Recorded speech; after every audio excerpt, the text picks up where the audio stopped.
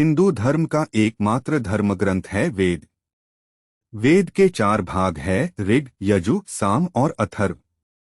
वेदों का सार है उपनिषद और उपनिषदों का सार है गीता। एक श्लोक। उत्तिष्ठत जाग्रत प्राप्य वरान् निबोधत। शूरस्य धारा निशिता दुरत्यया दुर्गण पथस्तत्कव्यो वदन्ति। 14 कठोपनिषद कृष्ण यजुर्वेद।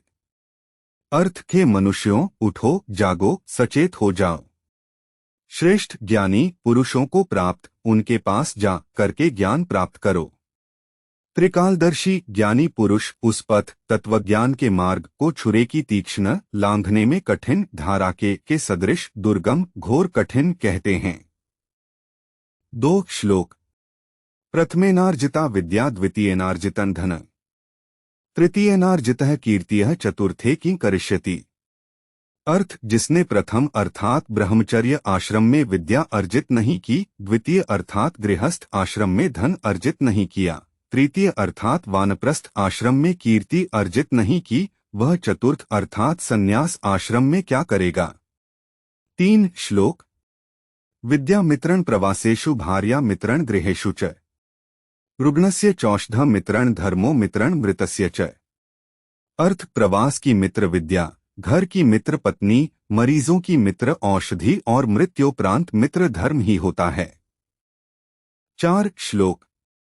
मां भ्राता भ्रातरं द्विक्षन् मां स्वसार्मुत स्वसा समयंच सवर्ता भूत्वा वाचं वदत भद्रया। अर्थ भाई भाई से द्वेष न करें, बहन बहन से द्वेष न करें, समान गति से एक दूसरे का आदर सम्मान करते हुए परस्पर मिलजुलकर कर्मों को करने वाले होकर अथवा एक मत से प्रत्येक कार्य करने वाले होकर भद्रभाव से परिपूर्ण होकर संभाषण करें। उक्त तरह की भावना रखने से कभी गृहकलह नहीं होता और संयुक्त परिवार में रहकर व्यक्ति शांतिमय जीवन जीकर सर्वांगीण उन्नति करता रहता। 5 श्लोक। यथा द्यौश्च पृथिवी च न बिभीतो न ऋष्यतः एवा में प्राण मां विभेह। 1 अथर्ववेद। अर्थ जिस प्रकार आकाश एवं पृथ्वी न भयग्रस्त होते हैं और न इनका नाश होता है, उसी प्रकार है मेरे प्राण, तुम भी भयमुक्त रहो।